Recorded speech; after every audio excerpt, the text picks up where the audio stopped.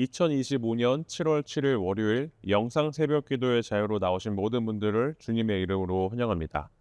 이 시간 우리의 신앙 고백을 하며 예배 자리로 나아가겠습니다. 나는 전능하신 아버지 하나님 천지의 창조주를 믿습니다. 나는 그의 유일하신 아들 우리 주 예수 그리스도를 믿습니다. 그는 성령으로 잉태되어 동정녀 마리아에게서 나시고 본디오 빌라도에게 고난을 받아 십자가에 못 박혀 죽으시고 장사된 지 사흘 만에 죽은 자 가운데서 다시 살아나셨으며 하늘에 오르시어 전능하신 아버지 하나님 우편에 앉아 계시다가 거기로부터 살아있는 자와 죽은 자를 심판하러 오십니다. 나는 성령을 믿으며 거룩한 공교회와 성도의 교제와 죄를 용서받는 것과 몸의 부활과 영생을 믿습니다. 아멘. 함께 기도하시겠습니다. 하나님 아버지, 오늘 이 자리에 모여 주님의 말씀을 듣게 하심에 감사합니다. 우리의 마음을 열어서 또 그렇게 열어주셔서 주님의 진리와 은혜가 깊이 새겨지게 하시고 우리가 그 말씀을 삶에 적용하며 살아갈 수 있도록 인도하여 주시옵소서. 이 시간 주님의 성령께서 우리 가운데 역사하시길 기도합니다. 예수님의 이름으로 기도합니다. 아멘. 오늘 우리에게 주신 하나님의 말씀은 시편 89편 38절에서 52절까지의 말씀입니다. 제가 하나님의 말씀을 봉독하겠습니다. 하나님의 말씀을 경청하시길 바랍니다. 그러나 주께서 주의 기름 부음 받은 자에게 놓아사 물리치셔서 버리셨으며 주의 종의 언약을 미워하사 그의 관을 땅에 던져 욕되게 하셨으며 그의 모든 울타리를 파괴하시며 그 요새를 무너뜨리셨으므로 길로 지나가는 자들에게 다 탈취를 당하며 그의 이웃에게 욕을 당하나이다. 주께서 그의 대적들의 오른손을 높이시고 그들의 모든 원수들은 기쁘게 하셨으나 그의 칼날은 둔하게 하사 그가 전장에서 더 이상 버티지 못하게 하셨으며 그의 영광을 그치게 하시고 그의 왕위를 땅에 엎으셨으며 그의 젊은 날들을 짧게 하시고 그를 수치로 덮으셨나이다. 셀라. 여호와여, 언제까지니까 스스로 영원히 숨기시리이까 주의 노가 언제까지 불붙듯 하시겠나이까. 나의 때가 얼마나 짧은지 기억하소서. 주께서 모든 사람을 어찌 그리 허무하게 창조하셨는지요. 누가 살아서 죽음을 보지 아니하고 자기의 영혼을 스올의 권세에서 건지리이까. 셀라. 주여, 주의 성실하심으로 다윗에게 맹세하신 그 전의 인자하심이 어디 있나이까. 주는 주의 종들이 받은 비방을 기억하소서. 많은 민족의 비방이 내 품에 있사오니 여호와여, 이 비방은 주의 원수들이 주의 기름 부음 받은 자의 행동을 비방한 것이로소이다. 여호와를 영원히 찬송할지어다. 아멘. 아멘. 우리의 신앙생활 속에서 가장 어려운 순간은 하나님께 실망을 느낄 때일 것입니다. 기도했지만 응답이 오지 않을 때, 하나님을 사랑하며 살았는데도 예상치 못한 고난이 찾아올 때 우리는 마음속 깊이 이런 생각이 들곤 합니다. 하나님은 정말 나를 돌보고 계신가? 하나님은 지금 어디에 계신가? 사실 이런 질문은 오래전부터 하나님의 백성들이 해왔던 질문입니다. 오늘 우리가 함께 나누는 시편 89편의 후반부, 즉 38절부터 52절까지의 말씀은 한 신실한 시편 기자가 하나님께 느낀 깊은 실망과 혼란을 솔직하게 토로하는 고백입니다. 시편 89편은 처음부터 하나님의 신실하심을 선포하면서 시작합니다. 하나님께서 맺으신 언약, 그 자손이 영원히 왕 위에 앉게 하시겠다는 약속을 찬양합니다. 그러나 그 찬양은 38절에 들어서 갑작스러운 반전을 맞이합니다. 그러나 이제 주께서 주의 기름 부음 받은 자를 버리셨으며 주의 종의 언약을 무효하게 하셨나이다. 시편 기자는 현실과 하나님의 약속 사이의 괴리 속에서 깊은 고통을 겪고 있는 것이죠. 하나님께서 다윗의 왕조를 영원히 지키시겠다고 하셨는데 지금 왕국은 무너지고 원수들이 조롱하며 하나님의 약속은 아무 소용이 없는 것처럼 보입니다. 이 시편은 우리 신앙의 솔직한 모습을 대변하고 있습니다. 우리도 삶 속에서 비슷한 상황을 마주할 때가 있죠. 하나님이 약속하신 것 같았는데 현실은 그 반대처럼 느껴질 때 마치 믿음이 흔들리는 계곡을 지나고 있는 것 같습니다. 순간에 우리는 질문합니다. 하나님 정말 살아 계십니까? 하나님 왜 침묵하십니까? 하나님 제가 잘못한 건가요? 그러나 이 시편 기자는 그 깊은 실망 속에서도 하나님을 떠나지 않습니다. 끝까지 하나님께 기도하며 항변하며 그 신실하신 성품을 다시 한번 바라보려는 몸부림을 치고 있는 것입니다.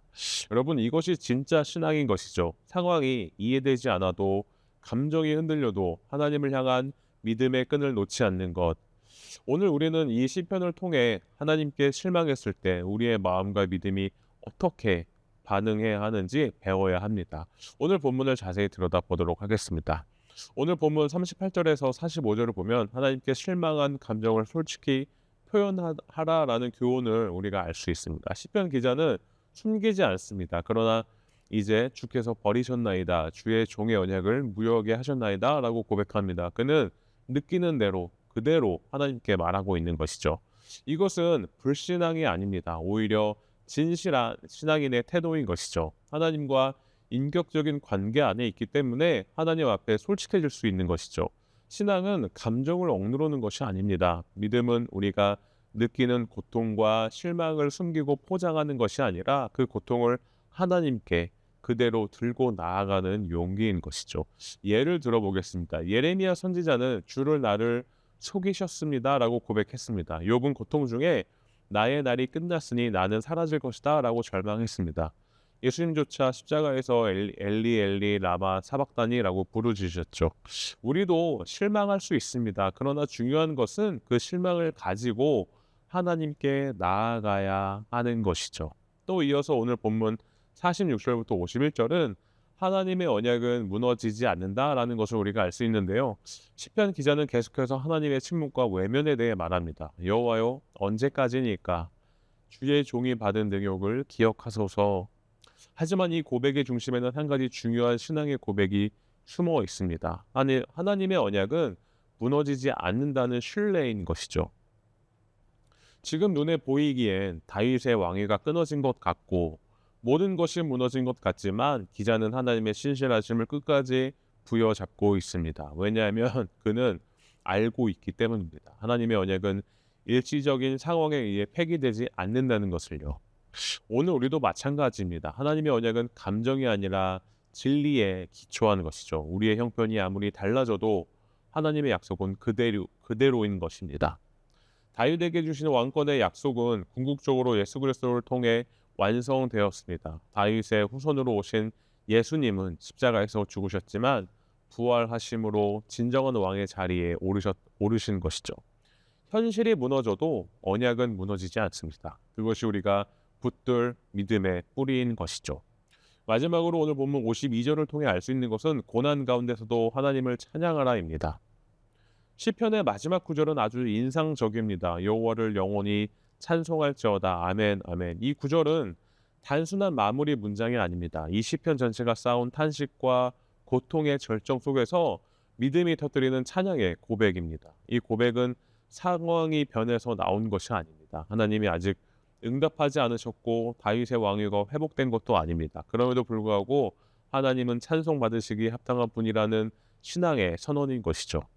우리는 믿음의 사람들을 통해 이 고백의 능력을 배웁니다. 다니엘의 세 친구는 말했습니다. 하나님이 우리를 구원하실 것입니다. 그러나 그리 아니하실지라도 우리는 절하지 않겠습니다. 우리의 믿음도 이와 같아야 한다는 것이죠. 응답을 기대하면서도 응답이 없어도 찬양하는 믿음, 그것이 깊은 믿음, 성숙한 신앙, 그리고 진짜 예배인 것입니다. 사랑하는 성도 여러분, 오늘 우리는 시편 기자의 깊은 탄식을 보았습니다. 그는 하나님께 실망했습니다. 기도의 응답이 없고 언약이 무너진 것처럼 보이고 주님의 이름이 조롱당하는 현실을 바라보며 그 마음속에서 치열한 갈등과 고통이 솟구쳐 올랐습니다. 하지만 중요한 것은 그가 실망 속에서도 하나님을 떠나지 않았다는 것입니다. 그는 그 실망을 품고 오히려 하나님께 더 가까이 나아갔습니다. 그리고 결국 여호와를 영원히 찬송할지어다. 아멘, 아멘이라는 고백으로 자신의 영적 싸움을 마무리합니다. 그것이 바로 믿음의 사람의 특징입니다. 믿음의 사람은 하나님께 질문할 수 있습니다. 왜입니까? 언제까지입니까? 하나님 저를 잊으셨습니까? 하지만 그 질문을 던질수록 그의 마음은 점점 더 하나님의 본심을 향해 나아갑니다. 왜냐하면 우리는 알기 때문입니다. 하나님은 약속을 잊지 않으시는 분이시라는 것을요. 하나님의 언약은 우리의 시간표보다 더 넓고 깊게 성취된다는 것을, 그리고 그 언약은 결국 예수 그리스도 안에서 완성된다는 것을 우리는 알 수 있는 것이죠. 우리도 때로는 시편 기자처럼 낙심할 수 있습니다. 기도가 응답되지 않고 하나님이 침묵하시는 것 같고 내가 의지했던 약속이 허공을 치는 듯한 때가 있습니다. 그럴 때 우리가 해야 할 일은 단 한 가지인 것입니다. 하나님께 정직하게 나아가는 것, 그리고 믿음으로 고백하는 것입니다. 하나님, 나는 지금 이해하지 못하지만 그래도 주님은 신실하신 분이심을 믿습니다. 나는 지금 눈물 속에 있지만 그래도 주님을 찬양하겠습니다. 하나님, 언약을 이루실 때까지 기다리겠습니다. 그러한 믿음이 바로 어둠 속에서 피어나는 진짜 믿음인 것이죠. 그러한 믿음이 하나님이 가장 기뻐하시는 믿음입니다. 그리고 그러한 믿음을 하나님은 절대 외면하지 않으신다는 것이죠. 오늘 시편 89편을 통해 하나님께 실망했을 때조차 하나님을 붙드는 신앙을 배우게 되시길 바랍니다. 그리고 그 믿음 위에 다시 서서 끝까지 찬양하고 끝까지 신뢰하는 사람 되시기를 축복합니다. 함께 기도하시겠습니다. 하나님 아버지, 때때로 우리의 삶에 드러워진 어둠 속에서 주님의 얼굴이 가려진 것처럼 느껴질 때가 있습니다. 우리의 기도가 응답되지 않는 것처럼 느껴지고 삶의 고단이 끊이지 않을 때 주님께 실망하고 싶을 때도 있지만 그 가운데서도 주님을 붙들게 하여 주시고 다윗과 맺으신 언약을 끝내 지키셨듯 우리의 삶 속에서도 주님의 신실하심이 드러나게 하여 주시옵소서. 감정보다 믿음을 선택하게 하시고 현실보다 언약을 붙들게 하시며 원망보다 찬성으로 나아가게 하여 주시옵소서. 예수님의 이름으로 기도합니다. 아멘. 이제 개인 기도의 시간입니다. 계속해서 기도의 자리로 나가시길 바랍니다.